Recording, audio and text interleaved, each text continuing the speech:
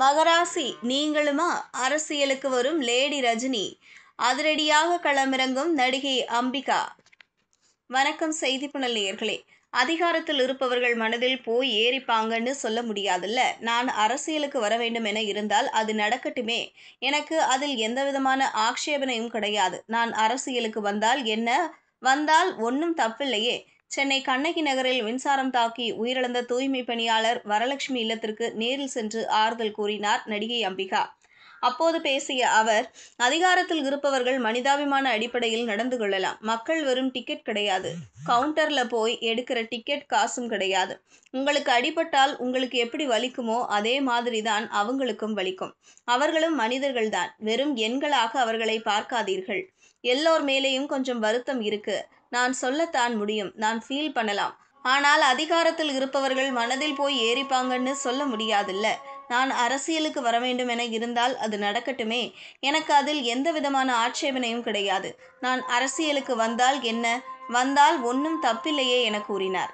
தூய்மை பணியாளர்கள் போராட்டத்தின் போது போராட்டத்தில் ஈடுபட்ட பெண்களை சந்தித்தும் ஆறுதல் கூறியிருந்தார் நடிகை அம்பிகா. நடிகை அம்பிகா அரசியலில் நேரடியாக களமிறங்கவில்லை என்றாலும் அரசியல் தொடர்பான கருத்துக்களை பல காலமாக பகிர்ந்து வருகிறார். அரசியலில் ஈடுபடுவதற்கான ஆர்வத்தை அவ்வப்போது வெளிப்படுத்தியிருக்கிறார். அவர் தாயார் கல்லாரா சரசம்மா 2014 கேரள மாநில மகளிர் காங்கிரஸ் தலைவராக இருந்தவர். அம்பிகாவும் அவரது சகோதரி ராதாவும் நடிகை ஜெயலலிதா கேட்டுக்கொண்டதால் அவருக்காக ஆண்டிப்பட்டி தொகுதியில் பிரச்சாரம் செய்துள்ளனர்.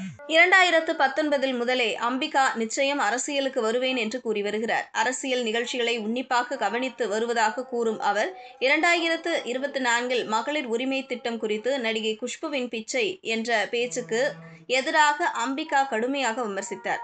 அவர் மக்களுக்கு ஆதரவாக இருந்து அரசின் திட்டங்களை பாராட்ட முடியாவிட்டால் அமைதியாக இருங்கள், அவமானப்படுத்தும் சொற்களை பயன்படுத்த வேண்டாம் என்று தனது சமூக வலைதளத்தில் பதிவிட்டார். 2022 பாலியல் குற்றங்கள் குறித்து சென்னை காவல்துறையின் பதிவுக்கு ஆதரவாக கருத்து தெரிவித்து குற்றவாளிகள் மீது வயது வரம்பின்றி நடவடிக்கை எடுக்க வேண்டும் என வலியுறுத்தினார்.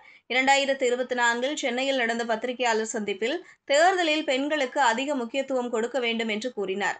அரசியலில் பங்கேற்கும் விருப்பம் இருப்பதாகவும் சரியான நேரத்தில் எந்த கட்சியில் சேர்வது என்பதை முடிவு செய்வேன் என்றும் தெரிவித்தார். ஆனாலும் தற்போது வரை அவர் எந்த அரசியல் கட்சியிலும் உறுப்பினராகவோ பதவி வகிக்கவோ இல்லை.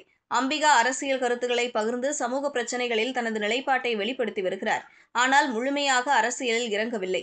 இதுபோன்ற செய்திகளை தெரிந்து கொள்ள செய்தி புனலுடன் இணைந்திருங்கள்.